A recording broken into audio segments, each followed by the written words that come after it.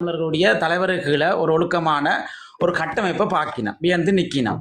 சரி, இதே மாதிரியான ஒரு கட்டமைப்புகளையும் இதே மாதிரி மக்களையும் ஒழுங்குபடுத்தி ஒரு ஒரு ஒரு ஒரு அறிவார்ந்த ஒரு ஒழுக்கமான, இப்போ நாங்கள் 2009 எல்லாம் சீரழிஞ்சு சின்ன போயிட்டோம், அது வேறு விஷயம். ஆனால் அந்த நிழல் அரசின் உருவாக்கங்களை பார்க்கினோம். இப்போ அவர் தலைவர் தனக்கும் எங்கட மக்களுக்கு மாட்டி இல்லை தானே, அவற்றை பாட புத்தகத்தை பிறர் படிக்கக்கூடாதா, எடுத்து பின்பற்றக்கூடாதா? இந்த நீங்கள் உங்களுக்கு அது தெரிஞ்ச விஷயம், இந்த குடாரப்பு தரகரக்கம் கூட எத்தனையோ நாடுகளில் வச்சிருக்கணும், அதை பின்பற்றினா. அப்ப அது ஏன் தவறுன்னு பாக்குறீங்க? இப்ப நீங்க என்ன இதுல தவற நீங்க புரிஞ்சுக்கணும் என்றால், ஈழத்தமிழர்களை அப்படியே இருக்க விடலாம். இப்ப எல்லாரும் சொல்றது போன்று ஈழத்தமிழர் நீங்கள் எல்லாத்தையும் செய்யுங்கோ, போராளிகள் போய் ஓசில பலப்படுத்துங்கோ, நாங்கள் இங்க இருந்து கொண்டு உங்களுக்கு என்னென்ன செய்ய வேணுமோ அவ்வளவு பலமுந்தாரம் என்று சொல்லணும். என்ன ஸ்கூல் போக சொல்றேன் யாருன்னு கேட்பேன். ஓகே, நீங்க கதை என்ன சரிங்கண்ணே. அப்ப இதுல என்னென்றால், இப்ப நாங்கள் என்ன செய்ய வேண்டும் என்றால், தனிய சீமான் அவர்கள் வரும் வரைக்கும் நீங்க 17 ஆண்டுகளை தொடச்சிருக்கிறீங்க. இது ஒரு பெரும் இழப்பாக பார்க்கிறோம். நாங்க இன்றைக்கு ஏன் இந்த பிரச்சாரங்களை செய்யறோம்டா, எங்கட மக்கள் எதுக்குமே புரியுது இல்லை. இங்க வார வருடம் இந்த ஓசிலே முடிய போகுது. அதுக்கு பிறகு எங்கட பிரச்சனை ஐசிசிக்கு கொண்டு போறோமா, கொண்டு போக முடியலையான்றே தெரியாது. அப்ப உங்களுக்கு எல்லாருக்கும் அதை பற்றி எந்த அக்கறையும் கிடையாது. தமிழ்நாட்டுல இந்த அக்கறை இருக்கிறது. இதைத்தான் நான் செய்யறோம் பிரச்சாரம். இல்ல, அடுத்த கேள்வி அதான் என்ன, நானும் இருக்கா கதை கேட்டேன். நான் எவ்வளவோ கஷ்டப்பட்டு கேட்டு கெஞ்சி கேட்டுதான் நம்ம மேல இருக்காங்க. நீங்க வரலாம், அவருக்கு கொடுத்துட்டு கேளுங்க. அவருக்கு நான் நீண்ட நேரம் நான் கீழே நில்லுங்க சௌரம் நில்லுங்க. நான் கதை அரசியலா போகட்டும், அது நாங்க என்ன வந்தவருக்கும் ஒரு வாய்ப்பு. எனக்கு ஒரு கதைக்கு தாங்க கதைங்கம்மா, கதைங்க. விமர்சிக்க தேவையில்லைன்னு நான் பாக்குறேன். ஐசிசிக்கு போறது எங்கட இனப்படுகொலை சார்ந்த விடயத்துக்கு நாம் தமிழர் முட்டுக்கட்டையா இருக்குதா? இப்ப இனப்படுகொலை விவகாரத்துக்கு பாத்தீங்கன்னா ஈழத்தமிழர்கள் தான் முட்டுக்கட்டை. ஈழத்தமிழருக்கான கதவுகள் திறந்து. நானொரு கேள்வி என்று கேட்கணும். நான் உங்களோட ஆடியோ இதெல்லாம் கேட்டிருக்கிறேன், எனக்கு தெரியும். எனக்கு ஒரு கேள்வி ஒன்று இருக்கேன்டா. நாங்கள் இவ்வளவு எல்லாம் கதைச்சு கொண்டிருக்கிறோம். சீமானை படம் எடுத்து இயக்குனராக இருந்த சீமானை அரசியலுக்குள்ள கொண்டு வந்தது நாங்களோ அல்லது தமிழ்நாட்டு மக்களோ? இந்தியாரோ கொண்டு வந்தது. தாயகம் வந்தது இந்தியாரோவால் அனுப்பப்பட்டாளா? இந்தியா ரோ தலைவரும் மற்ற புலனாத்துறையும் இருந்த எல்லாருக்கும் தெரியும். நீங்க அப்படி போக கூடாது. அங்க அதுதான் இங்க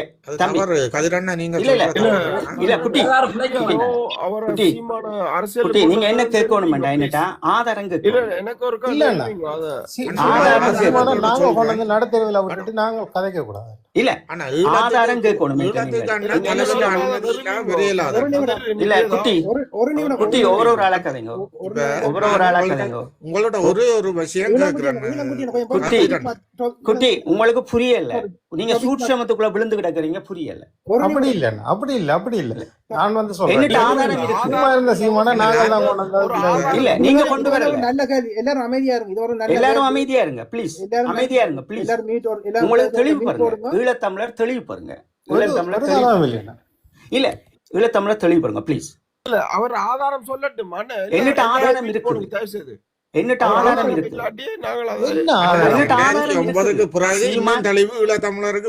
இங்க பாருங்க. இப்ப இவ்வளவு பேர் ஒரு கதைக்க விட்டாதான் கதைக்கலாமா? உத்தியோகபூர்வமா நீங்கள் அழைச்சிங்களா வர சரிதானே? அதாவது எங்க அமைப்பு தான் உத்தியோகபூர்வமா அழைக்கப்படல. உத்தியோகபூர்வமா எல்லாம் அழைக்கப்படல.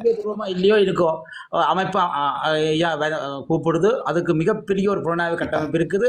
அதை விட படையணி நீங்க அதை கொச்சப்படுத்த இல்ல போறோம் இல்ல. நாங்க அது இவங்களே போராளிகளை விசத்துக்களுங்க. தயாபரன் என்ற ஒரு தனி மனிதன், தயாபரன் என்று ஒரு 4 பேர் சாட்சி சொன்னவங்க எல்லாம் நீங்க அடையாளப்படுத்தாதீங்க. நாங்கள் இது தெரியாத ஏற்பாடு நாங்கள் செய்கிறோம். தம்பி கதை சொல்லுங்க ப்ளீஸ். இது கதைக்கணும். இது நீங்க கேட்டே தீர வேணும். அனுமதி இல்லாம சீமான் வடக்கு இங்க பெறலாமா? வடக்கு கிழக்கு நான் சொல்றத மட்டும் நீங்க இல்ல, நான் நான் சொல்றத உங்கள்ட்ட கேட்டீங்கன்னா தான் உங்களுக்கு விளங்கும். அப்ப நீங்க என்ன முத்திரை வந்து தலைவர் மேலேயும் குத்துறீங்களா? பிஜேபி நீங்க கதை கேட்டுதாங்க குட்டி குட்டி நீங்க பொறுமையா தான் தம்பி விளங்கும். குட்டி நீங்கள் பொறுமையா நிக்கணும். நான் கேட்டது சொல்லுங்க. அதான் நீங்க கேளுங்க. இப்ப அதான் எல்லாரும் கேட்கிறோம். கதைக்க விட்டா தானே. அப்புறம் நீங்க கதைக்காம விட்டாலே என்ன பேசுறது? முதல் மனுஷரை கதைக்கல விடணும். கேள்வி கேட்டீங்க, கதை சொல்லணும். சரி, சொல்லுங்க. இப்ப சீமான் அவர்கள் 2010 இந்த கட்சியை உருவாக்குகிறார்கள். இந்த 2010க்கு பிறகு ஈழத்தமிழர்களினுடைய சுயநிர்ணய உரிமையும் அவருடைய அரசியலும் இங்க கட்டமைக்கப்பட்டிருக்கான்னு நீங்க பார்க்க வேணும். இப்ப ஒரு காணொளி 2010ஆம் ஆண்டு நீங்க இதை கொண்டு வராங்க. 2009ஆம் ஆண்டு அங்க வந்து பிரச்சனை நடந்து கொண்டிருக்கே சீமான் வந்து தம்பி கட்சி எப்ப உருவாக்கப்பட்டது? கட்சி முன்னுக்கே எங்களுக்கு கட்சி தானே இப்ப நாங்க பேசுறோம். உண்டானது 2009 உண்டாயிட்டு. தம்பி தம்பி நீங்க என்னென்றால் நீங்க இந்த இணையதளங்கள் இதை வந்து சொல்லுங்க. அதுக்கு பிறகு வந்து அடுத்த ஆள் வந்து இவங்க வந்து விடாம கதை கேட்காம அவங்க ஒன்றும் பண்ணல. இப்ப உங்களுக்கு கதை கேட்கணும் என்றால் உண்மைகளை நான் புரிஞ்சு கொள்ள வேணும். இரவுக்கு நான் தூங்கக்குள்ள சிந்திக்க வேணும் என்றால் நீங்க சிந்திக்க வேணும். சீமான் என்றது நான் சொல்றேன் என்னுடைய பார்வையிலையும் தேசிய தலைவரினுடைய அரசியல் கட்டமைப்பிலையும் நீங்க புரிஞ்சு கொள்ளணும் என்னவென்றால் தேசிய தலைவர் இதுவரைக்கும் தன்னுடைய காலம் வரைக்கும் ஒரு இந்திய தமிழர்கள் தோளோடு தோள் நின்றவர்களை கூட எந்த பேச்சுவார்த்தையிலையும் தேசிய தலைவர் கொண்டு வரல. அது ஏனென்றால் தமிழ்நாட்டு அரசியலில் கொடுக்கப்பட்ட மாண்புகள், அந்த மக்களினுடைய மாண்புகள், அந்த மாண்புகளை தேசிய தலைவர் ஒருபோதும் சிதைக்க மாட்டார் அரசியல் சித்தாந்தப்படி. அப்ப நீங்க அதைத்தான் புரிய வேணும், வேற ஒன்றும் புரிய தேவையில்லை. தேசிய தலைவர் அவர்கள் தமிழ்நாட்டு அரசியல்வாதிகளை இந்த பேச்சுவார்த்தைகளில் பங்கெடுக்க செய்திருக்கிறார்களா, அதைத்தான் நீங்க பார்க்க வேணும். வரலாறுகளை நீங்க பார்க்க வேணும். அப்ப எதுக்குமே பார்க்கல. அப்ப அரசியல் கட்சியை உருவாக்கி கொண்டு தமிழ்நாட்டில் சீமானவர்களால் என்ன செய்ய முடியும்? அந்த மக்களுக்கு சீமானால என்ன செய்ய முடியும் என்று கேட்கிறது. உங்களுக்கு நேரம் திரும்பணும். கதிரனை கழிச்சு முடிஞ்ச சீமான் அவர்களால் தமிழ்நாட்டில் அங்க இருக்கிற மக்களுக்கு எதுக்குமே செய்து விட முடியாது. அந்த மக்களுக்கு ஏனென்றால் அவர்கள் ரத்தினம் சுருக்கமா கருத்து சொல்லணும். அப்படியே நீட்டி போயினால் நாங்கள் கேள்வி கேட்கிறவர்களுக்கு உங்களுக்கு சுருக்கமா சொல்ல முடியாது. சீமான் அவர்கள் எங்களினுடைய ஈழத்தினுடைய அரசியலையும் எங்களுடைய புத்தி கூர்ந்த மக்களினுடைய புத்தி கூர்மைகளையும் இன்றைக்கு மழுங்கடிக்கப்பட்ட வைக்கிறதுக்காக இறக்கப்பட்டிருக்கின்ற ஒரு கருப்பு ஆடு. அது உங்களுக்கு இன்னும் 10 வருஷத்தால புரியவர். உங்களுடைய பிள்ளைகள் இதை புரிவார்கள் நிச்சயம். சத்தியம், மாவீரர்கள் மீது சத்தியம். எனக்கு இப்ப நீங்க சொன்ன கருத்துல இருந்த ஒரு கேள்வி, அவர் வந்து இந்திய உளவு பிரிவு ரோவின் அமைப்பின் ஆளுன்றதுக்கான ஆதாரத்தை இந்த தளத்துல நீங்க சொல்லியே ஆக வேண்டும். கண்டிப்பா சீமான் அவர்கள் ஏன் ரோவினுடைய ஒரு நடவடிக்கையை மேற்கொள்கிறார் என்றால், இலங்கையில் இருந்து எங்களுடைய அரசியல் கட்சிகள் அத்தனையும் உடைத்து எறியப்படுகிறது. அப்ப புலத்தில் ஒரு பலம் இருக்கிறது. இந்த பலத்தை உருவாக்கிவிடக் கூடாது என்பதற்காக ரோ வந்து பல நடவடிக்கைகள் மேற்கொள்ளுகின்றார்கள். அந்த பல நடவடிக்கையில் ஒன்றுதான் நீங்கள் மௌனமாகியது. எப்படி மௌனமாகினீர்கள் என்றால், உங்களுக்கு பயணங்களும் வேலை திட்டங்களும் இருக்கின்ற போதும் தமிழ்நாட்டு அரசியலை கட்டமைக்க வேண்டும் என்று சீமானினுடைய படங்களையும் அங்கே தேசிய தலைவருடைய படங்களை கொடுத்தார்கள் சீமானிடம் வைக்க சொல்லி. ஏனென்றால் இது ஒரு உளவியல் நடவடிக்கை. ஏற்கனவே விடுதலை புலிகள் தடையாக இருக்கிறார்கள். விடுதலை புலிகளை இன்னும் தடையெடுக்கவில்லை. ஆனால் கூட்டங்களிலும் தேசிய தலைவருடைய படங்களிலும் இவர்களுக்கு அனுமதிக்கின்றார்கள். இந்த அனுமதித்தல் உங்களுக்கு என்ன உளவியலை தருகிறது என்றால், தேசிய தலைவருடைய படம் அங்கே இருக்குத்தானே என்று சொல்லி உளவியல் ரீதியான யுத்தத்துக்குள் உங்களை கொண்டு போகின்றார்கள். அதனால் நீங்கள் சிட்டுப்படுகின்றீர்கள். இன்னும் ஒரு புறம் எங்களுடைய மண்ணை பாதுகாக்காமல், எங்களோட மண்ணில் ஒரு தலைவரை நீங்கள் உறுதிப்படுத்தாமல் இன்னும் இழுத்துக் கொண்டிருக்கிறீர்கள். எக்ஸ்கியூஸ் மீ, நான் இதுல குறுக்கிட்டு ஒரு சில கேள்வி கேட்கலாமா, இல்ல நீங்க அப்படியே காட்சி கொண்டு போக போறீங்களா 1 மணி நேரமா? உங்களுக்கு வந்து கேள்விக்கான தெளிவு வேற வேணுமோ அல்லது வந்து நீங்க குழப்ப போறீங்களோ? இல்ல அண்ணா, தெளிவுன்றதுன்னா 1 மணி நேரம் காட்சி கொண்டு இருந்தா நாங்களும் கதைக்கணும். ஒரு சுருக்கமான கேள்வி எல்லாரும் ஒரு அமைதியா இருக்கும். நான் ஒரு கேள்வி இருக்கிறேன். அப்ப தலைவரை வந்து சீமான் சந்திக்க வரைக்குள்ள ரோவா அனுப்பி விட்டது. சீமான தேசிய தலைவர் சந்திக்கவே இல்லை. உங்களோட ஒளிவீச்சிருக்கா?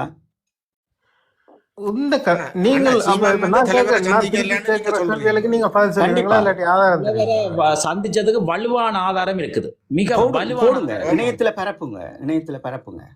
ஆனா இருக்கு. ரெண்டு- கதிரண்ணா, நீங்க 2008ஆம் ஆண்டு ராதாபுரம் சீமான் வந்து சந்திச்சதுக்கான ஆதாரம் நீங்க- எல்லாமே இருக்கணும். நீங்க ஏன் கதிரண்ணா என்ன அதை பொறுப்பு வந்து இல்லை. நீங்கள் சரி நம்ப- உங்களோட கணிப்பை வைப்பமே உங்களோட கணிப்பு அண்ணா, என்னண்ணா நீங்களும் ஒரு சிறப்பான அண்ணா, கதிரண்ணா, சீமான் சந்திக்கவில்லை. நான் உங்களுடைய ஒரு அப்படி ஒரு கருத்து கருத்து ஒன்று இல்லை. வைக்கிறேன். எங்களுக்கு கதிரண்ணா, தெரிஞ்ச விஷயம் கூட கதிரண்ணா, உங்களுக்கு நான் உங்களுடைய ஒரு கருத்து ஒன்று வைக்கிறேன். இப்ப நான் தெரியாம இல்லாட்டி அறியாம இப்படி கழிச்சு கொண்டு அண்ணா, இல்ல, தரண்ணா, ஒரு நீங்க அது கவனம். அது உங்களுடைய முட்டாள்தனம் தான் நான் எனக்கு சொல்லுவேன். ஒரு யாருக்குள்ள please. பலைக்குள்ள சிக்கப்படுறீங்க, நான் இல்ல, இல்ல. சிக்கப்பட மாட்டேன். எனக்கு ஒரு சந்தர்ப்பம் தாங்க. தயவு செய்து நான் 2 கேள்வி கேட்டு நான் இறங்குறேன். கதிரண்ணா, உங்கள்கிட்ட தான் கேள்வி. சொல்லுங்க. நீங்க சொன்னீங்க வந்து 222 அமைச்சு பதவியில இருக்கிற அந்த அரசியல் கட்சி தான் எங்களுக்கு தேவை, சீமான் தேவை இல்லைன்னு சொன்னீங்க. அதாவது உங்களுக்கு தேவை வந்து டெல்லி வரைக்கும் போய் எங்களுடைய கொள்கைக்கு யார் உதவி நிற்கிறாங்களோன்றதான் தேவை. ஆனா கொள்கை ரீதியா எங்களுடைய தமிழ் தேசியத்தை ஆதரிக்கிற கட்சியை நீங்க ஆதரிக்க இல்லை. யாரு பலமா டெல்லி வரைக்கும் போறாங்க, எங்களுடைய தமிழ் தேசியத்தையும் தமிழையும் திராவிடத்தையும் பிரிச்சு ஆள்கிற இந்த டிஎம்கே கட்சி வந்து அவர்கள் வந்து அந்த டெல்லி வரைக்கும் 222 சீட்டை பிடிச்சிருக்கிறீங்க என்று சொன்னால் நீங்கள் அவர்களோட நிற்பீர்கள். ஆனால் கொள்கை ரீதியாக எங்களுடைய போராட்டத்தை ஒத்து போற இந்த சீமானுடைய கட்சியை நீங்க ஆதரிக்க அவர்களுக்கு சீட்டு இல்ல. இது எந்த விதத்துல நியாயம்? நல்ல கேள்வி, எனக்கு இதுக்கு ஒரு நல்ல கேள்வி. ஒரு நிமிஷம் போறங்க, மெட்டாக்களை எல்லாம் போறங்க. Please please please please. ஒரு நல்ல கேள்வி, நீங்க எல்லாரும் தெளிவுபட வேண்டிய கேள்வி. இப்ப நான் சொல்லியிருப்பேன் என்னென்றால், சீமான் என்பவர் தமிழ்நாட்டினுடைய ஒரு அரசியல் கட்சி. அவர் வந்து ஒரு இயக்கம் கிடையாது, அல்லது அது தனி நாடும் கிடையாது. அவர் அந்த சட்டத்திட்டங்களுக்கு உள்பட வேணும். அப்ப நான் சொன்னான் என்னன்னு சொன்னா, உங்களுக்கு அப்படி சொல்லும்போது நீங்கள் இந்தியாவினுடைய அரசியல் யாப்புகளை படிக்க வேண்டும் என்பதுக்காகத்தான் நான் சொல்லியிருப்பேன். இப்ப சீமான் என்ற ஒரு தனி கட்சி கொள்கைகளை வச்சுக்கொண்டு இங்க எங்களுக்கு இந்த ஐசிசிக்கு சர்வதேச குற்றவியல் நீதிமன்றத்துக்கு நாங்க போக முடியாது. அன்னையிற படத்தை நீங்கள் அங்க வச்சுக்கொண்டு, மாவீரர் படத்தை வச்சுக்கொண்டு இலங்கையில நாங்கள் சுயநிர்ணய உரிமையை பெற முடியாது. இந்த தெளிவு உங்களுக்கு எப்ப பிறக்குதோ அன்றைக்கு தான் உங்களுக்கு தெரியும். தெரியும் அண்ணா. அப்ப தெரிஞ்சா இந்த கேள்வி ஏன் கேட்கறீங்க? தெரிஞ்சா ஏன் கேட்க வேண்டும்? இந்த கேள்வி உங்களுக்கு இருந்தால் சீமானையை ஆதரிக்கிறீங்க.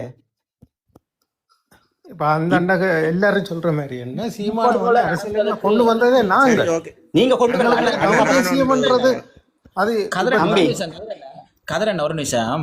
இனப்படுகொலை நடந்ததுக்கான தீர்வுக்கு முடியாதுக்கு போறதுக்கு மாவீரர் படத்தை வீட்டுல வச்சிருக்கிறதுக்கும் என்னென்ன சம்பந்தம்? அது அதால என்ன தடையா இருக்கு? இதுதான் இங்க முக்கியம். இதுதான் சொல்லுங்க. ரைட். இப்ப தேசிய தலைவர் என்ன சொல்றாருண்டா, உங்களுக்கு புலம்பெயர்ந்த மக்களுக்கு போராட்டம், அதாவது நாங்கள் போராளிகளாக இருந்த போது புலம்பெயர்ந்த மக்களுக்கு கூடாரங்களை அமையுங்கள், உடனே கலைத்து விடுங்கள். இதுதான் எங்களோட தத்துவம். அப்ப இவங்களை நம்பி என்ன இந்த ஐநா பொறிமுறையை நம்பி அட்டியாளமே இல்லாம இதுதான் பிரச்சனை. நீங்கள் அன்னையின்ற படத்தொருவன் வச்சிருக்கிறான் என்று சொல்லி நம்புறீங்கள். ஆனா மனித உரிமை சாசனங்களையும் உங்களுக்கு காட்டுகளையும் தந்து இலக்கிய அதுதான் அண்ணா சேர்ந்து அழிச்சவனுக்கு சாசனங்கள் வந்து அந்த அடையாளமே இருக்க கூடாது. நீங்கள் திருப்பியும் தவறு பண்றீங்க, திருப்பியும் தவறு பண்றீங்க. போராளியும் நானும் அதோட கதைக்கிறேன். சரிதானே? ஒவ்வொரு இதா போவோம். இப்ப மொத்தமா என்ன சொல்ல வாரீங்கண்டா, அப்படித்தான் நான் யோசிக்கிறேன். இந்த அடையாளமே இருக்கக்கூடாதுன்றீங்களா? எந்த அடையாளம்? இப்ப தலைவர்கிட்ட படமும் இருக்கக்கூடாது, மாவீரர்கிட்ட இது இல்ல. நீங்கள் எங்களினுடைய வரலாறு, நீங்கள் இறந்த பிறகு, நான் இறந்த பிறகு, நீங்கள் இறந்த பிறகு அடுத்த தலைமுறை பிள்ளைகளுக்கு அங்கதான் நாங்கள் வாழ்ந்தோம் என்ற ஒரு மாயை கருத்தை உருவாக்க போகின்றோம். அப்ப அதான் நான் எதிர்த்தேன். நான் சிறையில இருந்து வந்துட்டு உடனே ஐயா நெடுமாறன் அவர்களுக்கு அடிச்சு, ஐயா இதை கட்ட விடாதீங்கோ, இது நீங்கள் கட்டுவதால் நீங்கள் எங்களுக்கு பெரும் துரோகத்தை இழைக்கிறீர்கள், முள்ளிவாய்க்கால் நினைவு தினங்களை கட்டாதீங்கோ, புலத்துல நீங்கள் எங்கேயும் எதுவுமே கல்லறை வைக்காதீங்கோ, இதெல்லாம் செய்யாமல் இருந்தால்தான் மனித உரிமை சாசனத்தின்படி நாங்கள் விடுதலை பெற முடியும், எங்களுக்கு கொண்ட ஒரு நாடை அமைக்க முடியும். இல்லையே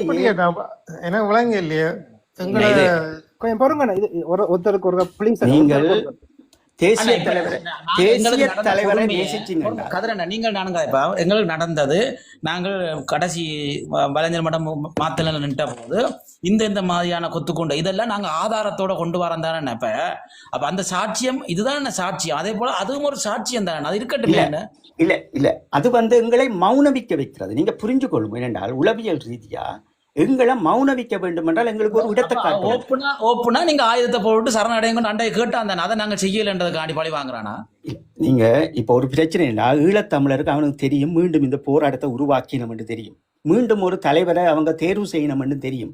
இந்த 2 விஷயம் செய்யாம இருக்கிறத மட்டும் நீங்க சொல்ல 17 ஆண்டுகளால் ஈழத்தமிழன் ஒரு தலைவனை தேர்வு செய்யவில்லை என்றால் அதுக்கு பின்னிருக்கிற உளவியலை பாருங்கோ, அரசியலை பாருங்கோ.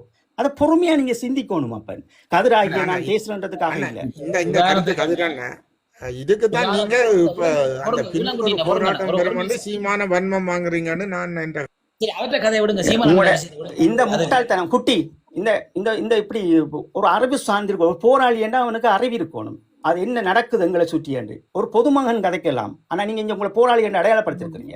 இதுல வந்து மிகப்பெரிய துரோகம் எதென்றால் கருணா செய்த துரோகமோ ராயபக்ச எங்களுக்கு இனாளிப்பு செய்ததையும் பார்க்க தங்கள் போராளி இல்லாதவர்கள் தங்களை போராளி என்று சொல்லிக்கொண்டு இங்க படம் காட்டி நீங்கள் அதை சொல்லக்கூடாது. தரன் விளங்குது, அது கதிரண்ணையோட நாங்கள் கதைக்கிறோம். கரணனோட தரன் கதிரண்ணோட வேந்தன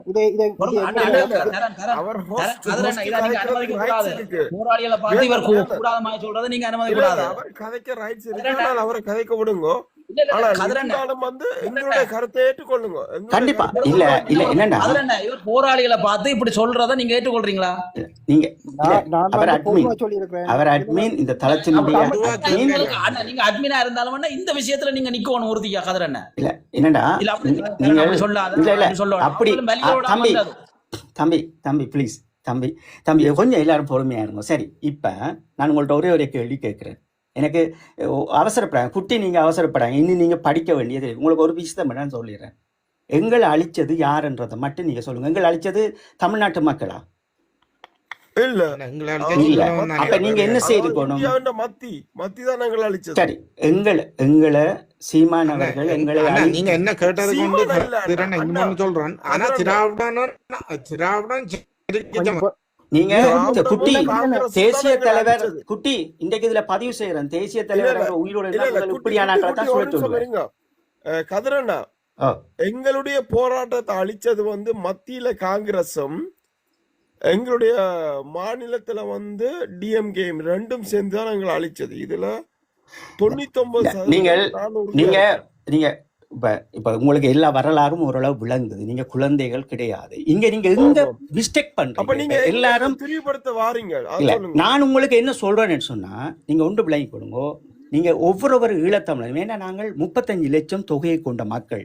ஏற்கனவே இந்த நாடுகளை நாங்கள் இழந்துட்டோம், எங்களோட மண்ணை நாங்கள் இழந்து கொண்டிருக்கிறோம். இப்ப நாங்கள் இதுதான் எங்களுக்கு பலம். தமிழ்நாட்டு மக்கள் என்று நிற்பதுதான் எங்களுக்கு பலமே தவிர நாங்கள் தனி ஒரு கட்சியை நிற்கக்கூடாது. நான் அது விஜயாக இருந்தாலும் சரி, சீமானாக இருந்தால் டிஎம்கே அந்த ஏரியா யாரோடும் கிடையாது. நாங்கள் கேட்பது அங்கே இருக்கின்ற மாணவர்கள், அங்கே இருக்கின்ற சட்டத்தரணிகள், அங்கே இருக்கின்ற மனித உரிமை சார்ந்த அமைப்புகள். அடுத்தது இங்கே இருக்கின்ற எப்படி ஒரு 18 அமைச்சர் தமிழ்நாட்டில் இருந்து ராஜ்யசபாவை அலங்கரிக்க போகின்றார்களோ அதே போன்று கேரளாவில் இருக்கின்றவர்கள், தெலுங்கானாவில் இருக்கின்றவர்கள் எல்லோரையும் சேர்ந்து நாங்கள் ராஜ்யசபாவை சரியாக பயன்படுத்த வேண்டும். இன்றைக்கு இந்த ஐசிசிக்கு இன்றைக்கு நாங்கள் எல்லாரும் கொடுத்துட்டோம்னு சொன்னா இந்தியாவினுடைய நிரந்தர பிரதிநிதி இதை வலியுறுத்த வேணும். அப்ப நாங்கள் அதுக்கு ஒரு காய் நகர்த்தணும். நீங்க நகர்த்தாம தனியா போயிட்டு சீமா வண்டிக்கிட்ட என்ன செய்யறது? நாங்கள் ஆறிட்ட போறது. நாங்கள் இப்ப நீங்கள் எல்லாரும் இதுக்கு குரல் கொடுக்கணும். இல்ல கண்டிப்பா. ஓகே, இப்ப நாங்க இந்தியா விடுவோம். ஓகே, இலங்கையில இன்றைக்கு வந்து இந்த ஜேவிபி இந்த என்பிபி இருக்குல்ல, சீட்டு பிடிச்சு வச்சிருக்கு. சீட்டு வந்து இன்றைக்கு பெரும்பான்மையான சீட்டு பிடிச்சிருக்குன்றதுக்கு அடிப்படையில கொள்கை ரீதியாக அவர்கள் எங்களுக்கு வந்து மாறுபட்டு நிக்கணும். நாங்கள் அவரை சப்போர்ட் பண்ணலாமா? இல்ல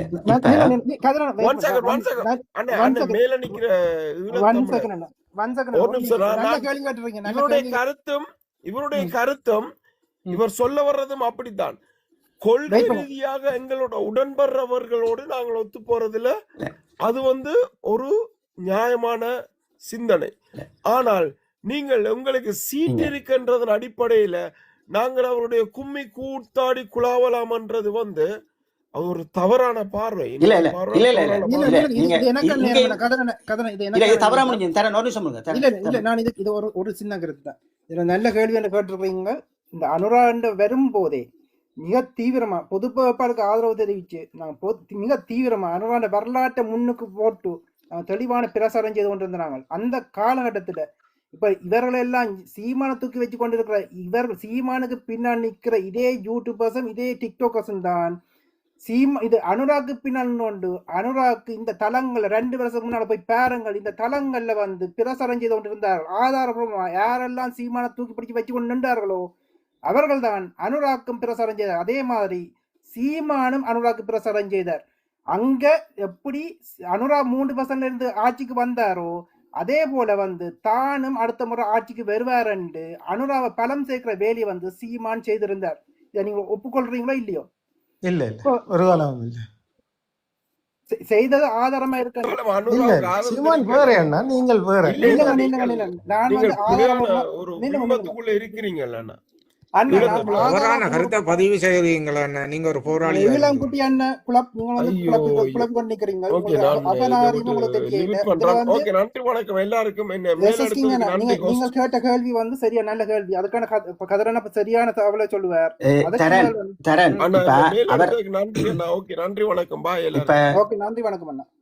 கிங் அவர்கள் கேட்டதில் அவரினுடைய கருத்தின்படி நாங்கள் பார்த்தோம் என்றால் இவர்கள் கொள்கை என்றார்கள். இவர்களிடம் என்ன கொள்கை இருக்கிறது? இப்ப கொள்கையின்பால் என்றால் இவர் என்ன நினைக்கிறார்? தேசிய தலைவர் படம் கொள்கை என்று நினைக்கிறார்களா? தேசிய தலைவர் கண்ட கனவு கொள்கை என்று நினைக்கிறார்களா? இந்த குழப்பம் தான் இருக்கிறது. நேரமா கேட்கலாமா? கேளுங்க. என்னண்டா கதிரண்ணா, நீங்க எல்லாம் போராளி சரியோ? இப்ப உங்களுக்கு நான் அது முடிஞ்சது 17ஆம் தேதியோடு முடிஞ்சது. நான் இப்ப முடிஞ்சு உங்களுக்கு இப்ப ஐநாவில இவ்வளவு 1000 பிரச்சனை இருக்கேக்க என்னத்துக்கு இப்ப சீமானோட நாங்க 2 போராடணும்? ரைட். இப்ப என்னத்துக்கு போராடணும்? சீமானோட என்னத்துக்கு போராடணும்? எங்களுக்கு ஐநாவில இவ்வளவு வேலை இருக்கு. எங்கட போர்க்குற்றம், அதாவது கற்பழிப்பு, அந்த பிரச்சனை இந்த பிரச்சனை அவ்வளவுத்தையும் நாங்க ஒப்படைக்க வேண்டிய சூழ்நிலை எங்களுக்கு இந்த ஐநாவில நிறைய போராட்டம் இருக்கு. கண்டிப்பா. நாங்கள் ஏன் இதுக்கு இப்ப சீமானோட போய் நின்று மல்ல கட்டணும்? கண்டிப்பா. இன்றைக்கு தலைப்பு என்னவென்றால் கதைக்குள்ளுங்க இவர்களா குழப்ப வேணும் என்று குறிப்பிட்டவர்கள் வந்தவர்கள். இன்றைக்கு தலைப்பு என்னவென்றால் எங்களுடைய மண் பறிப்பதும் அபகரிப்பதும் தடயங்களை அழிப்பதும் சூறையாடுவதும் என்கின்ற ஒரு தலைப்பு நாங்கள் இன்றைக்கு எடுத்திருந்தோம். ஈழத்தமிழர்களினுடைய விடயங்கள். அந்த விடயங்களில் முதல் நாங்கள் நிறுத்தியது நீங்கள் வேறு நாடையா நாங்கள் வேறு நாடு என்ற பாடல்.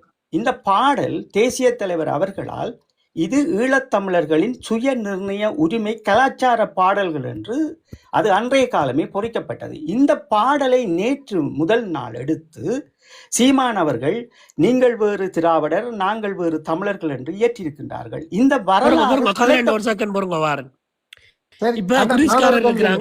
பின்பற்றி கொண்டு வராங்க. சரியோ?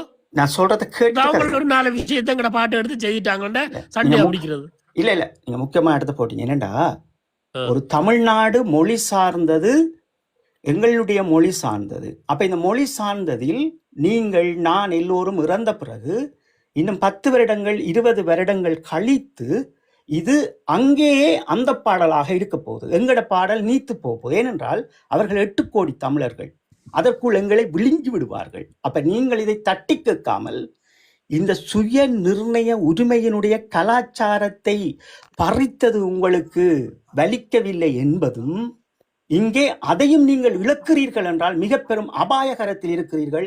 எனது பிரச்சாரம் இனி தொடர்ச்சியாக நடைபெறும் இந்த இணையதளத்தில்.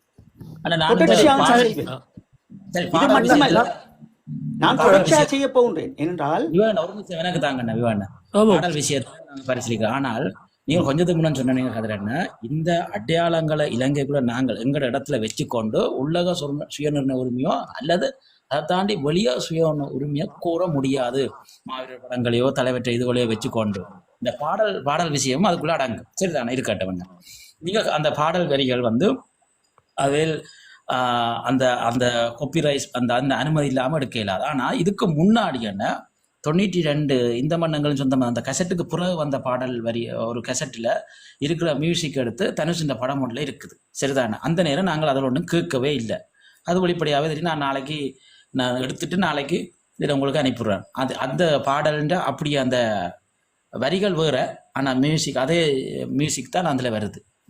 நான் நினைக்கிறேன் 92 வந்த ஒரு கெசட் ஒன்றில் அது அது அது நாங்கள் கேட்கல. அது அன்றைக்கெல்லாம் நாங்கள் தட்டி கேட்கவும் இல்லோன்ட்டும் இல்லை. இப்போ இந்த பாடல் விஷயங்கள் அழிஞ்சு போகுது, அடையாளம் அழிஞ்சு போகுதுன்றும் இல்ல சொல்றேன். நீங்க பாடல் என்று சொல்லாதீங்க. இது பாடல் கிடையாது, சுய நிர்ணய உரிமை. ஆனால் அதே சுயநிர்ணய உரிமையை தானே எங்களோட படங்கள், தலைவற்ற படங்கள், மாவீரர் படங்கள் இருந்தால் நாங்கள் இதை கோர முடியாதுன்னு சொல்றீங்களே. இல்ல இதான் உங்களுக்கு புரியல. நான் சொன்னது ஐக்கிய நாடுகள் சபைகளில் சாட்சியமாக நாங்கள் ஈழத்தமிழர் போக வேண்டுமே தவிர தேசிய தலைவர் படம் போய் அங்கே ICCக்கு கொண்டு போக முடியாதுன்னு சொல்றேன். அதை புரிஞ்சு கொள்ளும். கொடியும் தலைவர படமும் வச்சு நின்று செய்கிற அந்த உங்களுக்கு விளங்கல, திருப்பியும் விளங்கல. நீங்க உங்களை நீங்க தயார்படுத்திக் கொள்ளுங்க நண்பரே, தயார்படுத்திக் கொள்ளுங்க ப்ளீஸ். அதான் சொல்றேன், ஐக்கிய நாடுகள் சபைகளுக்குள் சாட்சியம் என்பது அது நேரடியாக இருக்க வேண்டும். தேசிய தலைவர படம் நாங்கள் வெளியில் இருப்பது, எங்கள் மனங்களில் இருப்பது, வீட்டுக்குள் இருப்பது, அவரையே தொடர்ச்சி எங்கட கண்ணுக்குள் இருப்பது, உடம்புகளில் இருக்கிறது, அதற்கான பாடல்களும் எங்களோட உருவத்தோடு இருக்கிற விடயம் அதெல்லாம் விடுங்க. இன்றைக்கு தேசிய தலைவரின் நாங்கள் சரியாக நேசிக்க வேண்டும் என்றால் அவரோட கொள்கையை தூக்க வேண்டும். அப்ப அந்த கொள்கையை நீங்கள் நாசம் செய்கிறார்கள் என்பதற்காக நாங்கள் பேசிக்கொண்டிருக்கிறோம். நீங்க சிந்திக்காம விடையலாது, சிந்தியுங்க. தமிழ்நாடுல இருந்து நாம் தமிழர் கட்சி சார்பாக ஐநாவுக்கு வருகிறேன். அவையில் கொடி தலைவற்ற படத்தோடைய உள்ள போயினோம் இல்லத்தானே. இல்ல நீங்க திருப்பியும் பிளவுறீங்க. நான் தமிழர் கட்சி என்பது அவருடைய அரசியலுக்காக அவர்கள் அந்த கடமையை செய்துட்டு போறார்கள். நீங்கள் ஈழத்தமிழர்கள் தான் நிற்க வேண்டும். அவர்கள் தங்களுடைய பெரியப்பாவின் பிள்ளைக்காக, அவருடைய அரசியல் கட்சியினுடைய அழுத்தத்துக்காக அவர்கள் வருகிறார்கள். நீங்கள் வர வேண்டும். நீங்க சரியா புரிகிறீங்கள் இல்ல? எல்லாருமே புரியுறீங்க இல்ல? சாட்சிய விஷயங்கள் நான் 2013 இருந்து செய்திருக்கேன். நான் பார்க்கும் சாட்சியம் இப்பதான் தம்பி ப்ளீஸ் அண்ணன், நான் ஜூவன் அண்ணன் 2009 மே மாதம் 16ஆம் தேதி வந்து அவரும் நிற்கிறார். இது வேற சொல்றேன் கேளுங்க அண்ணா, சொல்றேன் கேளுங்க அண்ணா. நீங்க இப்ப என்ன தெரியாதான கடை நிக்கிறீங்க. என் பேர் பாவேந்தன், நான் மருத்துவ பிரிவை சேர்ந்தனா. 3 அண்ணன் மாவீரர், முள்ளிவாய்க்கால் அக்கா மகன். 16ஆம் தேதி மே மாதம் 16ஆம் தேதி வட்டுவாரால வந்து புனர்வாழ் பெற்று வெளியேறு சாட்சியம் அளிச்சு நான் அங்க செய்த வேலை NGO வேலை தான். ஜூவன் அரசு சார்பற்ற நிறுவன பணி தான். கிளிநொச்சியை பிரதிநிதித்துவப்படுத்தி தான் செய்தேன். இப்ப நீங்க போங்க தம்பி, இப்ப நீங்க வாங்க தம்பி என்னோட. நான் இப்ப நான் இருக்கிற இடம் வந்து நான் 2013 இருந்து இந்த விஷயங்களை கத்திக்கொண்டே வந்தேன். நான் உங்களுக்கு பிளேட் டிக்கெட்டை போட்டு வரும், வாங்க தம்பி. என்னையும் பார்த்துதா போகும், கதிரண்ணாவையும் பார்த்துதா போகும், வாங்க தம்பி. அதுவல்ல, நான் அந்த விஷயங்கள்ல நான் தெளிவா இருக்கிறேன். என்ன எல்லாருமே இப்படி ஒதுங்குறீங்க? சீமானோட எல்லாரும் ஒதுங்குறமாண்டா போராட்டத்துக்கே வந்திருக்க மாட்டோம். 1, 2, 3, 4 வந்து நின்றான். அப்ப நீங்க எப்படி என்ன பார்த்து சொல்லுவீங்க ஒதுங்குறீங்களாண்டு? தம்பி இப்ப நீங்க இவ்வளவு நேரமும் சீமானோட பிரச்சனை வாங்க வந்து சொல்லுங்க. உங்களுக்கு என்ன பார்க்க விருப்பம் இல்லையோ? உங்களுக்கு என்ன பார்க்க விருப்பம் இல்லையோ? அப்படி கதைங்க, அதுக்காண்டி ஒதுங்குறீங்கன்னு சொல்லாதீங்க அண்ணா. இல்ல அப்படிங்க சொல்லலாம் தானே அண்ணா. நானும் பாரன், நாங்க ஒரு நாள் சந்திப்போம், எல்லாமே விளங்கி கொள்ளுவோம். இதை நானும் சாட்சியம் அளிக்கணும் சொன்னா அவ்வளவு சந்தோஷமா இருக்கும். அப்ப சாட்சியம் அளிச்சுக்கிறோம். நான் எனக்கு ஜூவன் என்ற நேரடி ஒரு பிரதிநிதி தம்பி இப்ப வேணும் ஐயா, இப்ப வேணும் ஐயா. இந்த ஓசிலேப்புக்கு வேணும் ஐயா. அதை செய்யலாம், அது சிக்கல் இல்ல. ஓசிலேப்புக்கு வாங்க ஐயா, ஓசிலேப்புக்கு வாங்க, நாங்க செய்வோம். செய்துட்டு கதைச்சிட்டு வடிவா எல்லாம் விளங்கப்படுத்துறேன். ஒதுங்குறீங்களான்னு சொல்லக்கூடாது. ஏனண்டா ஓகே சரி, ஓகே அதை நான் பாபேஸ் வாங்குறேன். ஓகே சரி, ஒதுங்குறீங்க. நான் உங்களுக்கு சொறி இங்க இருக்கிறேன், நான் ஒரு அண்ணனா சொறி இங்க இருக்கிறேன். ஓகே நீங்க வாங்க. ஒன்றுக்கு பின்னால வரிசையில ஒரு விஷயம் என்னடா, சீமான் அவர்களை நேசிக்கிற அளவு எங்கட மண்ணையும் எங்கட மண் சார்ந்த விடயங்களை நேசிங்க. இன்னைக்கு சொல்றீங்க நீங்க என்னண்டா, இந்த பாடலே உங்களுக்கு என்னன்னு தெரியல ஈழத்தமிழர்களுக்கு. அப்ப எங்களுக்கு வலிக்குது ஐயா. இதால எவ்வளவு பிரச்சனை வரும் எங்களுக்கு தெரியும். பாடல் விஷயங்கள் தெரியுமா?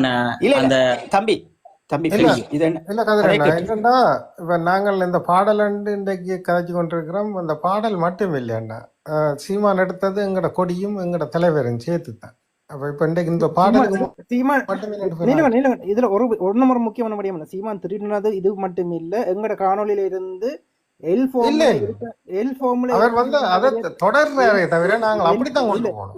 எல் ஃபார்ம்ல இருக்கின்ற அதான் விடயத்தை தொடர்றாருன்னு தான் நாங்கள் வெளியோட இல்ல செய்வது என்ன வலியண்டா தரன் ஒரு நிமிஷம் தந்துருங்க அப்பன் குரணைக்காக எனக்கு என்ன வலியா இருக்குண்டா எங்கட மக்கள் எல்லாமே அழிக்கணும் ஒன்றுமே இவர்களிடம் 10 வருஷத்துக்கு பிறகு இருக்காது எதுக்குமே இருக்காது இவர்கள் தயாராக இல்லை எதையும் பாதுகாப்புவதற்கு இவர்கள் தயாராக இல்லை அது மட்டும் எனக்கு தெரியும் இல்ல கதிரண்ணா, நீங்க சீமாண்ட பிரச்சனையை விட்டுட்டு ஐநாவுல போய் தமிழ் எழுத்த பிறந்தப்பா சோழி முடிஞ்சு. இதுதான் இப்ப தம்பி சகோதரர் நீங்க சகோதரர் தான் எனக்கு ஓ, என்னண்டா சீமாண்ட விடயத்தை நீங்க விட்டு தான் 17 ஆண்டுகளும் இன்றைக்கு இவ்வளவு பிரச்சனை நடக்கிறது ஒரு இளம் தலைமுறை பிள்ளை யாரோ அந்த ஒருவர் சீமானை விட எங்கட கட்டமைப்புகள் இங்க பெருசா தானே இருந்தது கதிரண்ணா. இல்ல அது ஓகே அப்பன் அது ஓகே சகோதரம் கதிரண்ணா, அது நான் உங்களோட கொஞ்சம் கதை கேட்டா கொஞ்சம் ஓ, பொறுங்க. கதை கதை என்னன்னா உங்களுக்கு தெரியும் சுவீர பாண்டியன் திருமாவளவன் எல்லாம் இங்க வரைக்கும் முந்தி ஒவ்வொரு நாடு 3 மணித்தியாலம் பிரான்ஸ்ல ஸ்பீச் பண்ணினா ஜெர்மனுக்கு 3 மணித்தியாலத்துல கொண்டு வருவாங்க. சரியோ? இப்படி இந்தியாவில் இருந்து வந்த அரசியல்வாதிகள் அவ்வளவு பேரையும் அண்ணேன்ற ஆதரவோட இந்த புலம்பெயர் மாவீர தினங்கள்ல கொண்டு திரிஞ்சுதான் நடந்தது. சகலதும் அண்ணேன்ற ஆதரவோடு தான் நடந்தது. இந்தியாவுக்குள்ள இருக்கிற அரசியல்வாதிகள் அதாவது திருமாவளவன், சுவீர பாண்டியன், வைகோ எல்லாருக்கும் வந்து அண்ணன் அனுமதி இல்லாம இது நடந்திருக்காது. இது எல்லாத்தையும் கண்காணிக்கிறதுக்கு எங்களுக்கு அண்ணன் பாலசிங்கன்னு இருந்தவர். சரியோ? அப்போ இவ்வளவு தெளிவுள்ள ஆக்கள் இந்த இந்தியாவுக்குள்ள போகக்கூடாதுன்னு இந்த 60,000 மாவீரர்களை இழந்த இந்த தமிழ் மக்களுக்கு இதை ஏன் தெளிவுபடுத்தாம விட்டவைகள்? சொல்லுங்க இதுக்கு ஒரு காரணத்தை. இது ஒரு நல்ல கேள்வி அப்பன் என்னன்னு சொன்னா இப்ப போராட்டம் முடிந்த பிறகு போராளிகள் எல்லாம் சிறைக்கு போயினோம் சிறை முடிஞ்சு வெளியில வந்து ஒரு திகைப்பூட்டல் இருக்குது இந்த திகைப்பூட்டலுக்கு பிறகு முடிந்தவர்கள் மேற்கொள்ளுகின்ற நடவடிக்கையும் அறிவு சார்ந்த பிரச்சனையும் இன்னும் ஒரு 2 போராளிகளோடு நீங்கள் கதிரை ஒப்பிட முடியாது கதிரோடு இன்னும் 2 போராளிகளை நீங்க ஒப்பிட முடியாது இது ஒரு கதிரன் ஒரு செகண்ட் ஓகே இது எனக்கு தெளிவா தெரியும். இப்போ ஒரு கதைக்கு பாலராஜன் எடுத்துக்கொண்டா நாங்க ஒட்டுமொத்த தமிழன் உயிரை கொடுத்தாலும் அவர் இருந்திருந்தா முள்ளி வாய்க்கால பிரட்டி போட்டிருப்பாருன்றதும் ஒவ்வொரு தமிழன் கையிலையும் இருக்கு. சரியோ? அதே மாதிரி ஒவ்வொருத்தனுக்கும் ஒவ்வொரு இடம் இருக்கு. அதுல மாற்றி கருத்து இல்ல. இப்ப ஐநா விவகாரத்துக்கு இல்லைங்க அது அதை விடுங்க. இப்ப இப்ப இதுல முக்கியமா நீங்க ஒரு முக்கியமான விடயத்தை சகோதரர்கள் புரிஞ்சு கொள்ளுங்க என்னென்றால் இன்னும் ஒரு விடயம் நீங்க தெளிவா புரிஞ்சு கொள்ளுங்க ஐக்கிய நாடுகள் சபைகளினுடைய சர்வதேசத்தினுடைய பயங்கரவாத ஒழிப்பு நடவடிக்கை வந்து தேசிய தலைவர் இறுதி வரைக்கும் அதாவது அக்டோபர் 28, 29, 2006 சுவிட்சர்லாந்து ஜெனிவாவினுடைய பேச்சுவார்த்தை வரைக்கும் அவர்கள் மேற்கொண்டிருக்கிறார்கள் பெரும் முகங்களை கொடுத்திருக்கிறார்கள் இது நீங்கள் எல்லோரும் அறிந்தது இந்த விடுதலை புலிகளினுடைய தலைவர் இல்லை என்ற பிறகு அவர்களுக்கு ஒரு தேவை இருக்குத்தானே அப்பன் இப்ப இங்க வந்து இப்ப ஒரு நடவடிக்கைகள் மேற்கொள்கின்ற போது இப்ப 46 கீழ் 91ஆம் ஆண்டு வந்த தீர்மானம் 49 கீழ் 60 94ஆம் ஆண்டு வந்த தீர்மானம் 51 கீழ் 210 96 வந்த தீர்மானம் இது ஊத்தி என்று முக்கியமாக வந்த தீர்மானம் தான் இந்த 2006 ஒழிப்பு அது நடவடிக்கையாக ஒப்பந்தம் கூட செய்திருந்தார்கள். அப்ப இதுல இருந்து உங்களுக்கு என்ன விளங்க வேண்டும் என்றால் எங்களுடைய விடுதலை புலிகளை அழிப்பதற்கு சுற்றி கொண்டிருந்த சர்வதேசத்தின் மட்டத்தில் தேசிய தலைவருடைய வடிநடத்தல் கௌரவமாக இருந்தது. அமைப்புகளும் அதை பக்குவப்படுத்தி கொண்டு வாழ்ந்தார்கள், மக்களும் வாழ்ந்தார்கள். அப்ப இந்த திட்டங்களை வகுத்தவர்கள் இந்த இவ்வளவு திட்டம் இருக்குது இங்கே பாருங்கள் வந்த பொறிமுறைகள் இவ்வளவும் திட்டம் வகுக்கப்படுது ஈழத்தமிழர்களுக்கு. பிறகு என்ன நடக்குது என்றால் ஈழத்தமிழுடைய இராணுவம் வீழ்த்தப்பட்ட பிறகு 2 வகைப்படும் அடுத்தது. அப்ப அண்ணா சொல்ற இதைத்தான் இலட்சியம் துடைத்தல் சொல்றார். ஒன்று அரசியலால் வீழ்த்தப்படுவோம், இன்னும் ஒன்று எங்களுடைய கலாச்சாரங்களால் வீழ்த்த. அப்ப அரசியலாலும் நாங்கள் வீழ்த்தப்பட்டுட்டோம், இப்ப கலாச்சாரங்களும் அடையாளங்களாலும் அழிக்கப்படுகிறது. இதைத்தான் நாங்கள் சொல்றோம். எங்கட மக்கள் இப்பயாவது எப்ப பிடிச்சு கொண்டு எங்கட பணியை செய்தோம்னா கட்டிடுவோம், இல்லாட்டி அதுவும் இல்லைன்றதுக்காகத்தான் அப்பன் மிக தெளிவாக நாங்கள் பேசுறோம். வேற ஒரு இதுல ஒன்றுமே இல்லை. சீமானவர்கள் வந்து எங்களுக்கு ஒன்றும் செய்ய போறதும் இல்லை, ஒன்றும் இல்லை. இல்லைண்டா எங்கட மக்கள் இங்க வேலை இருக்கப்பன் எல்லாரும் ஓடி போய் அதே இப்ப எல்லாருமே நான் உங்களுக்கு தெரியும் தொடர்ச்சி ஐக்கிய நாடுகள் சபையை பற்றி பேசிக்கொண்டிருக்கேன். யாரும் பாருங்களே இல்லை. என்னென்ன பொறிமுறை என்னென்ன நடந்தது ஏது நடந்தது ஒரு கேள்வியும் கேட்குறீங்களா? ஆனா தமிழ்நாட்டு அரசியல் என்றால் பல மடங்கு கேள்விகளும் அவமானப்படுத்துறதுக்கண்டே டீமா வரையணும். அப்ப இதுல இருந்து நீங்க ஒன்றை புரிஞ்சு கொள்ளணும், எங்களை சுற்றி பல விஷயங்கள் நடக்குது. அப்ப அதை நான் இப்ப எனக்கு என்ன தேவையா? அப்ப நான் இந்த மண்ணுக்காக உழைச்சிருக்கிறேன், போராடிக்கிறேன், சத்த உடலை கொடுத்துறேன், மீண்டும் நாங்களே நிற்கிறோம்.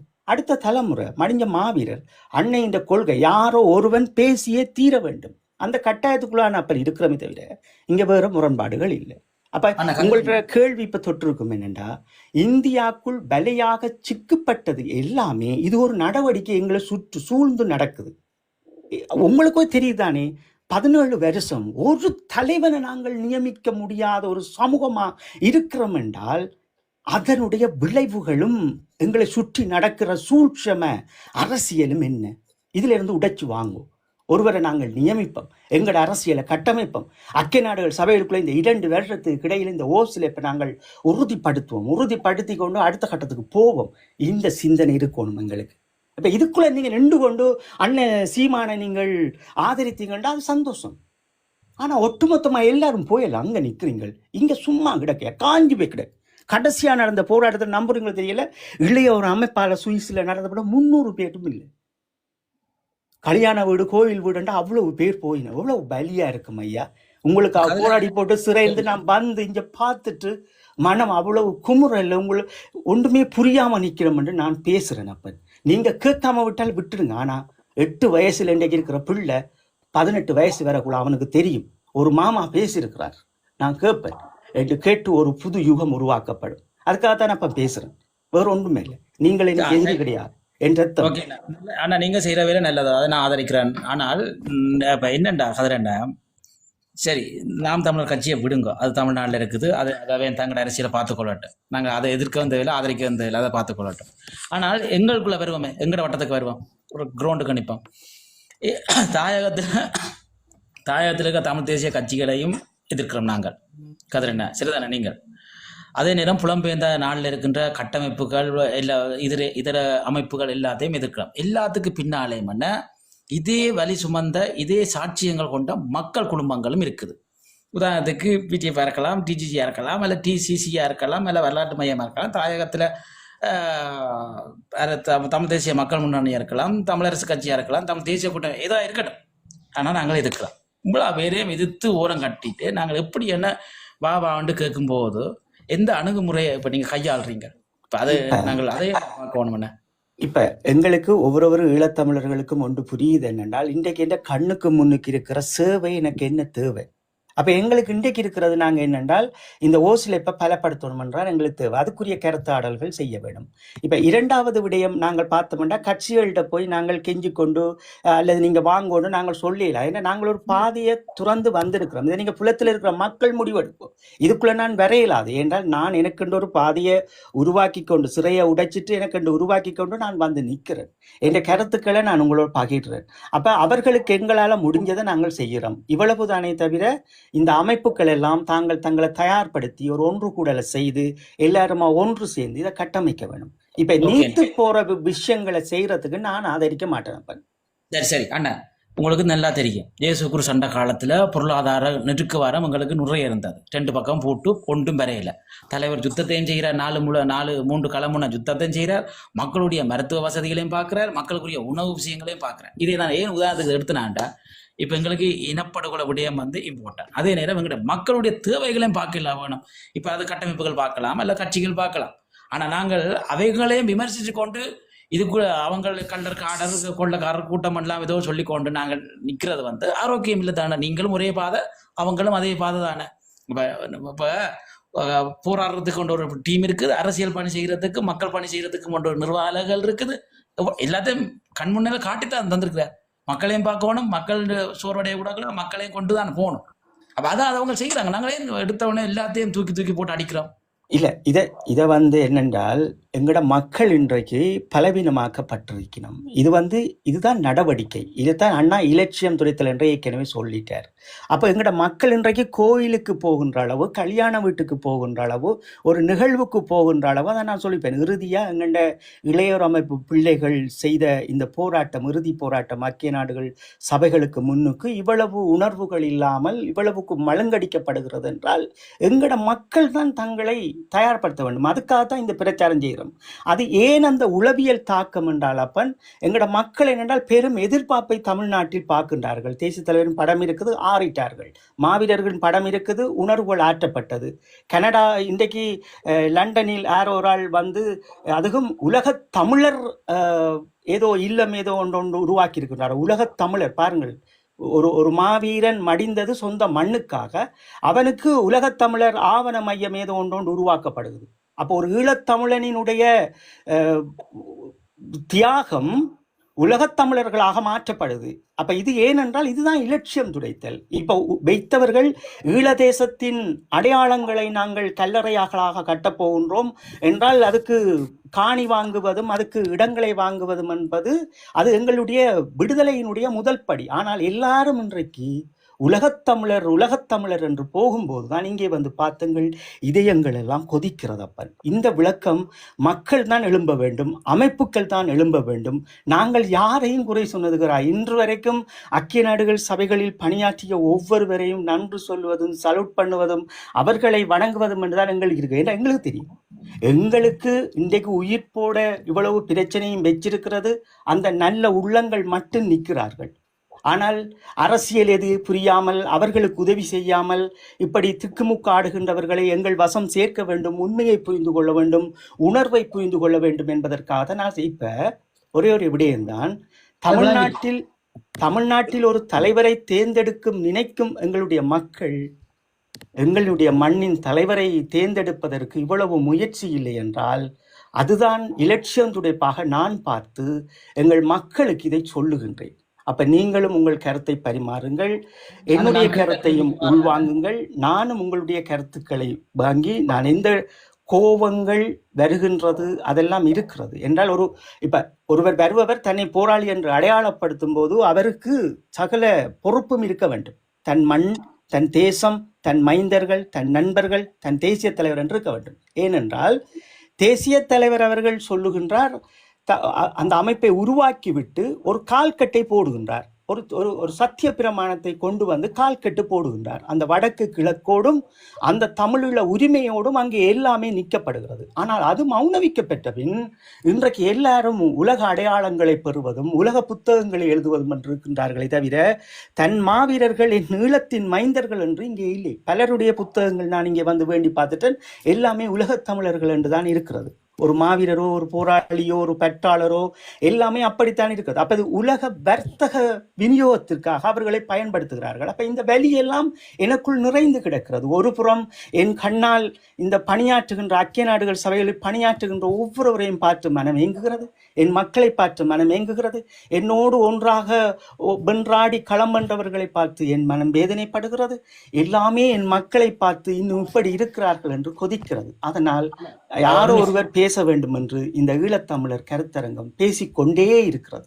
ஓகேண்ணா, ஒரு விஷயம்ண்ணா, இப்போ இந்த புத்தகங்கள் எல்லாம் விற்பனை வர்த்தகம் என்னெல்லாம் சொன்னீங்கன்னா, நான் 92ஆம் ஆண்டுகளில் நான் என்னட்ட 90லேருந்து 95 வரையும் பேப்பர் இருக்குது, படிச்சுட்டு போனேன்.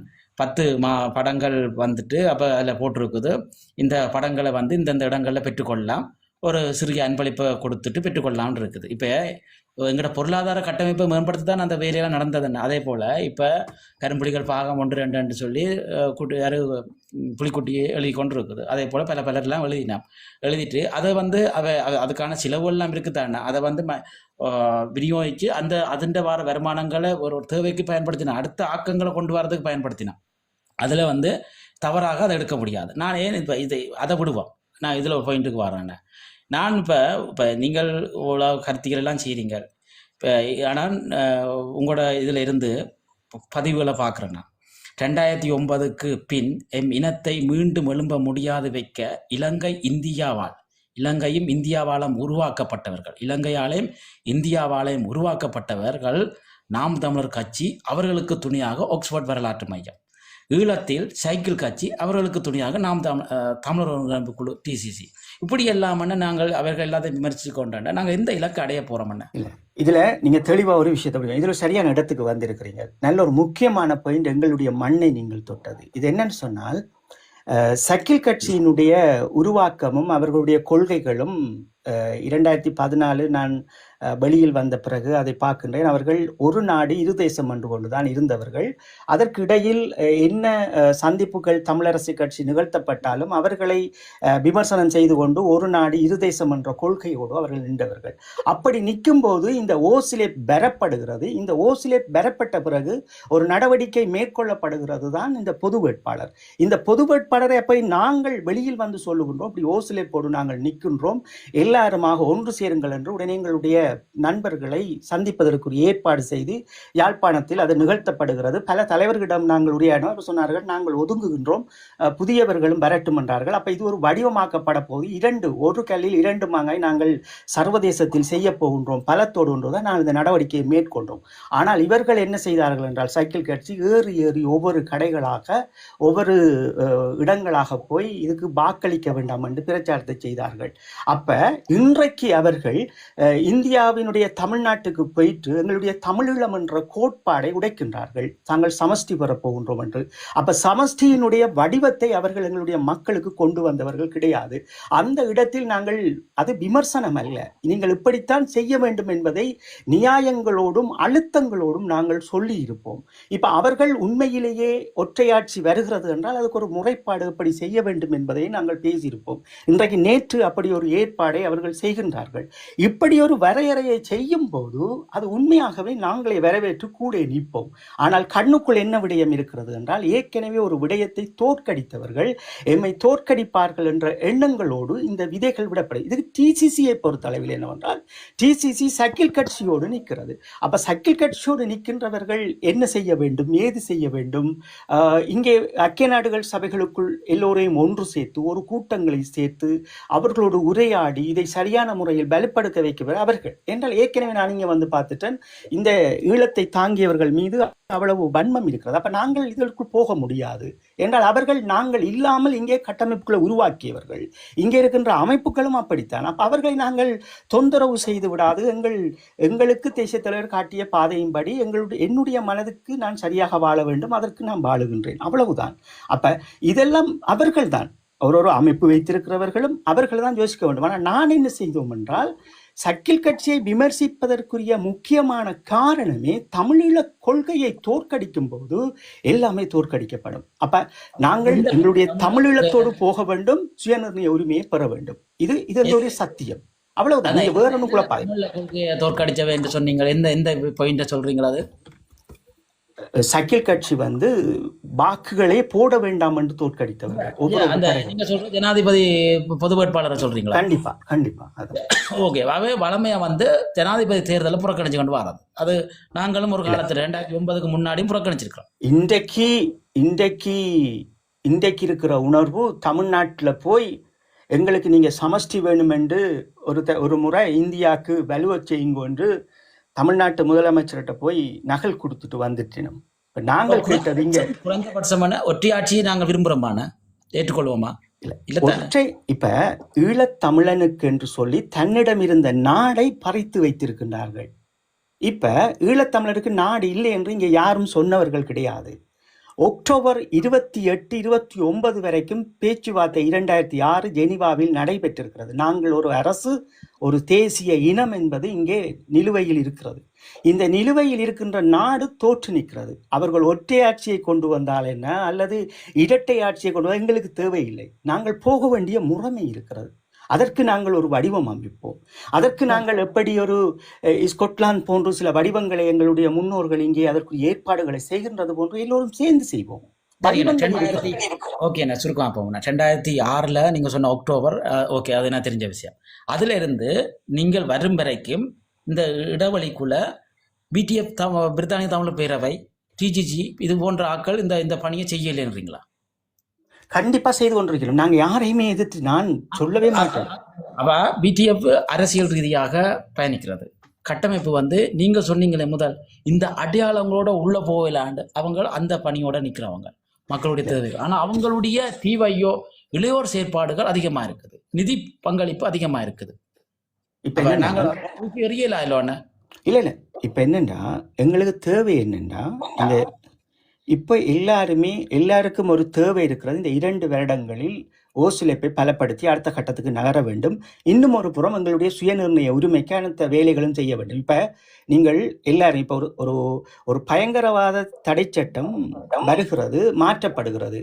அது எமக்கு என்ன விதிமுறையில் வருகிறது என்பதை நாங்கள் நீதிமன்றங்கள் ஊடாக பெறுவதற்கு எங்களுடைய அரசியல் கட்சிகள் இங்கே தயாராக இல்லை என்றால் அவர்களே எங்களுடைய அந்த அடையாளத்தை களைந்து எறிந்து விட வேண்டும் என்று அப்படியே துண்டு துண்டாக உடைத்து எறிந்து விட்டார்கள். அப்ப புலத்தில் இருக்கிற மக்கள் தான் இங்கே பலமாக இருக்க வேண்டும். அப்ப நாங்கள் தான் கேட்கணும். நான் உலகத்தமிழர் கிடையாது, நான் ஈழத்தமிழன், என்னுடைய மண்ணிற்கு நீங்கள் சுயநிர்ணய உரிமையை தர வேண்டும் என்று நாங்கள் தான் வடிவங்களை அமைக்க வேண்டும், இங்க இருக்கிற அமைப்புகள்.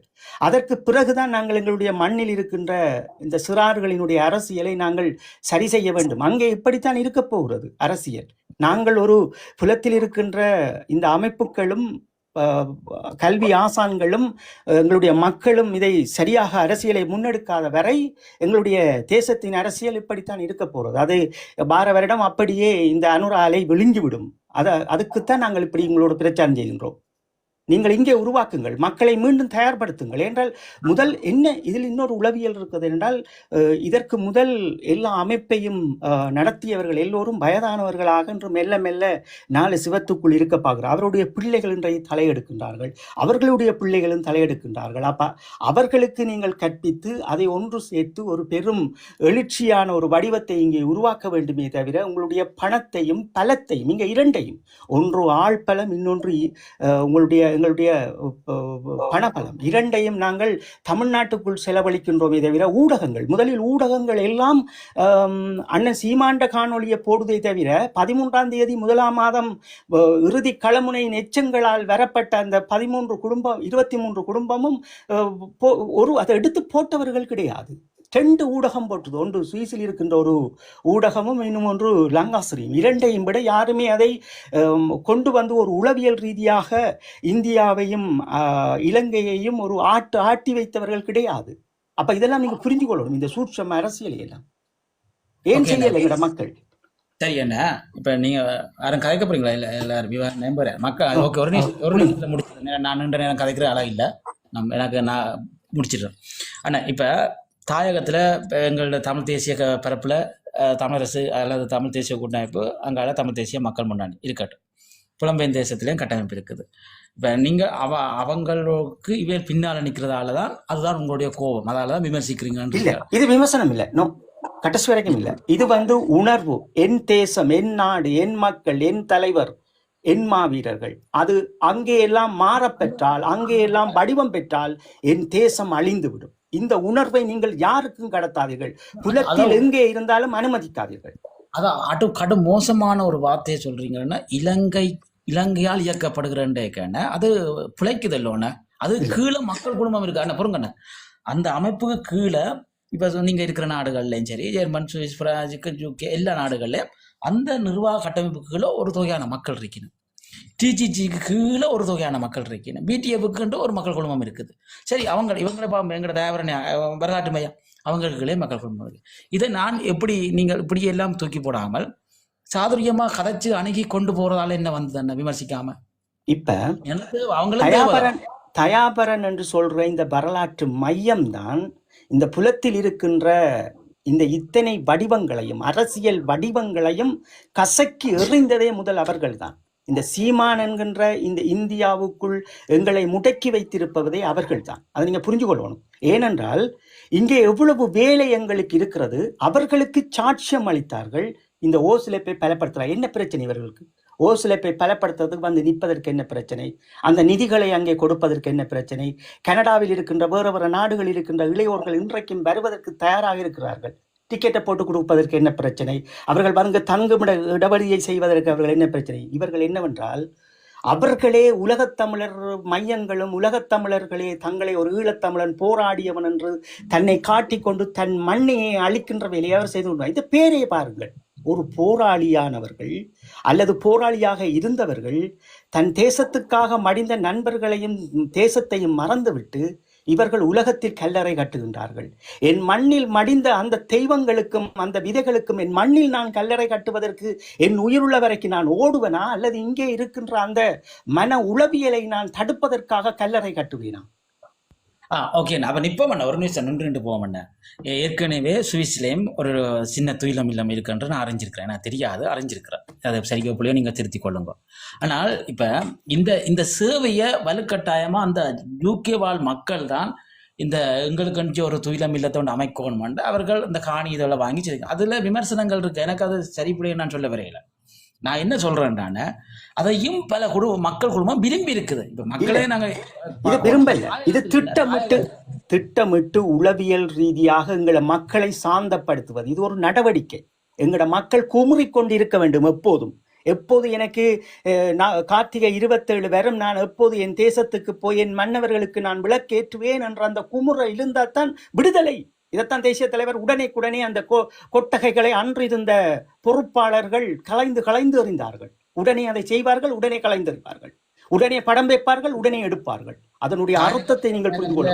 நாங்கள் அங்க இருந்த போது 2009க்கு முன்னாடி அங்க நாங்க இருந்த போது புலம்பெயர்ந்த மண்ணில் மாவீரனால் மிகவும் எழுச்சியாக பிரமாண்டமா நடந்ததுதான். இல்ல, உங்களுக்கு நீங்க கல்லறை கட்டுவதை பற்றி பேசின நாங்கள் அந்த வடிவங்கள் செய்யக்கூடாது. எங்களுடைய மண் விடுதலை பெறும் வரைக்கும் நாங்கள் எங்கேயும் வைக்கக்கூடாது. இந்த மனித உரிமை சாசனம் தம்பி தரனுக்கு நான் தமிழில் மொழிபெயர்த்து கொடுத்திருக்கிறேன்.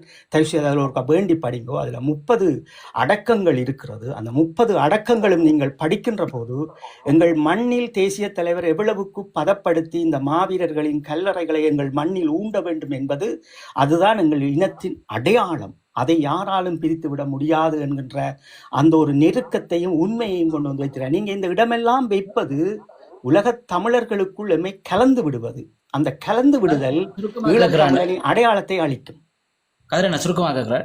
இந்த பொறிமுறை ஐநா விடயத்துக்குள்ள இந்த விஷயம் செய்யறதால எங்களுக்கு பாரிய பின்னடைவை ஏற்படுத்துகின்றது என்று நீங்க சொல்றீர்கள். சரி, இதை நாங்கள் அவைகளோட விவாதிப்போம்.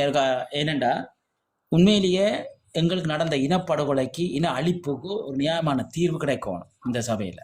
அது நான் ஏற்றுக்கொள்கிறேன். அதுக்கு இந்த மாதிரியான செயற்பாடுகள் இடையூறாக இருக்கிறதுன்றத உங்களோட லோ, அதாவது யுவனுடைய லோ சொல்லுகிறதால் நாங்கள் இதை இவைகளோட நாங்கள் கதைக்கக்கூடாது. எதை பற்றி நீங்க எதை பற்றி கேட்குறீங்க? அந்த துயிலம் இல்லம் யூகேல கட்டின விஷயத்தை. துயிலம் இல்லம் கட்டுவது தப்பன். நீங்கள் ஒன்றை புரிஞ்சு கொள்ளுங்க. என்னென்றால் துயிலம் இல்லத்தை புலம்பெயர்ந்த மக்கள் கட்ட வேண்டும் என்று நீங்கள் அப்படி நினைத்தீர்கள் என்றால் அதுதான் எங்களை கரைத்து விடுவது. அதற்கு பேரப்பன் அரசியலில் கூடி வாழுதல் என்ற ஒரு பெயர் இருக்கிறது. இந்த கூடி வாழுதல் தான் இலங்கை அரசாங்கத்துக்குள் எங்களை கலைத்து விட பார்க்கிறார்கள். இலங்கையோடு கூடி வாழுங்கள் என்று சொல்லுகின்றார்கள். இந்த தத்துவத்தை புரிந்து கொள்ளுங்கள். இதில் என்னென்றால் முக்கியமான விடயம் என்னவென்றால், ஒரு தேசத்திற்காக போராடி ஒரு தேசத்தை உருவாக்கி வாழ்ந்தவர்களுடைய மறவர்களினுடைய கல்லறைகள் உலகத்தில் அவர்கள் விடுதலை பெறும் வரை வைக்கக்கூடாது. அதுதான் தேசிய தலைவர் இருக்கும் வரை எங்கேயாவது நீங்கள் ஒரு கல்லறை இருந்தால் அதை நீங்கள் எனக்கு காட்டுங்கள், அல்லது இருந்த இடத்தில் இருந்ததென்று சொல்லுங்கள். ஏன் அவர் செய்யவில்லை? அருகிலேயே இந்தியாவில் மடிந்த மாவீரர்களின் நினைவு கற்களை ஏன் நட்டினார்கள்? இங்கேதான் இருக்கிறது. இது என்னென்றால், இந்த அரசியலில் இந்த சர்வதேச மனித உரிமை காலனித்துவத்திற்கு பின்னால் ஒரு உண்மை இருக்கிறது. என்னவென்றால், பதிப்பு 1 அவர்கள் வைத்திருப்பது பூர்வீக விடுதலை. அவர்கள் மொழியும் வைக்கவில்லை, அல்லது இதுவும் வைக்கவில்லை, பூர்வீகம் என்ற ஒன்றை வைத்திருக்கின்றார்கள். அப்போ பூர்வீகம் என்பது எமது வடக்கு கிழக்கு. எம் முன்னோர்கள் வாழ்ந்தார்கள். படிப்படியாக நாங்கள் அந்த நாட்டை உருவாக்கினோம். எங்களிடம் எல்லா நிர்வாகங்களும் இருந்தது, இராணுவமும் இருந்தது, எல்லாம் வீழ்த்தப்பட்டிருக்கிறது. இதன் பேச்சுவார்த்தையும் இதுக்காக மேடைகளில் ஏற்றப்பட்டிருக்கிறோம். அப்ப இந்த கல்லறையை நீங்கள் வைப்பதால் என்ன சொல்ல வருகிறது என்றால், உங்கள் மனங்களில் உளவியலாக ஒரு யுத்தத்தை தொடுக்கின்றார்கள். கல்லறையை ஏற்றுக்கொண்டால் கூடி வாழுதல் என்று அதற்கு அர்த்தம். அதை உங்களுக்கு மெல்ல மெல்ல சர்வதேசம் திணிக்கிறது. இதை நீங்கள் களைந்து எறியாமல் இதை செய்யாதீர்கள் என்பதைத்தான் தேசிய தலைவர் உங்களுக்கு அன்று அவர் இருக்கும் வரை இதை கொண்டு போயிருப்பார். இன்றைக்கு எல்லாரும் தேசிய தலைவராக மாறிற்றினோம், எல்லாரும் இன்றைக்கு அரசியல்வாதிகளா மாறிற்றினோம். அப்ப இதால இந்த குழப்பங்கள் உங்களுக்கு இருக்கும், மக்களுக்கும் இருக்கும். அவர்களை கும்பிட்டுட்டு போயிருப்பேன். எங்கட முள்ளிவாய்க்கால் வரைக்கும் கல்லறைகள் இருந்தது. உதாரணத்துக்குன்னா நான் என்னுடைய புரிதல் சரியோ தெரியல, நீங்க எதை சொல்றீங்கன்னு தெரியல. இப்ப நாங்க ஜாழ்ப்பாணத்தை விட்டு வந்துட்டோம் ஜால, ஆனால் பிடிபட்டுட்டது. ஆனா அப்புறம் சமாதான கால பகுதி போயிருக்க கொடிகாங்கோப்பாயெல்லாம் கல்லறை காட்டு துயிலம் இல்லங்க கட்டினது தான். அன்னைக்கு பண்ண மற்ற ஆக்களுக்கும் கொஞ்சம் வாய்ப்பு கொடுங்க. நாங்களும் இதுல நிக்கிறோம். இது தொடர்ந்து அப்படியே போய்க்கொண்டே இருக்குது. நீங்க ஏனென்றால் இதை எடுத்துக்கொள்ளுங்க. குறுக்கிட அதுல வேண்டிய கொஞ்சம் ஒரு link சந்தர்ப்பம். கொடுத்துட்டேனுங்க. சரி கதை ஓ, கதை சரி நான் தயவு முடிவு செய்து இவ்வளவு ஓ. நேரம் வந்தவருக்கு டைமை கொடுத்துட்டு இருக்கா இது பண்ணுங்க. அன்னைக்கு வந்தவருக்கு வேணும் கதிர் அண்ணா, அடுத்தது வந்து எங்கட ரதன் அண்ணா. நான் அந்த ஆரம்பத்துல ஒரு கேள்வி ஒன்று கேட்டேன் இல்லையா மேல் ஏறி, சொல்லுங்க ஓ, பாரு. அதற்கான பத்தி விடை ம். கடைசியாகத்தான் எனக்கு கிடைத்தது கதிர் அண்ணா மூலியமா. ஆக அந்த நீங்க அது பார்த்திருப்பீங்க, என்னுடைய கேள்வியினுடைய அந்த உள் நோக்கத்தை நீங்கள் அழகா பார்த்திருப்பீங்க. நான் அடிக்கோல் விட்டு அதைத்தான் காட்ட சொன்னேன். நான் கொஞ்சம் கொஞ்சமா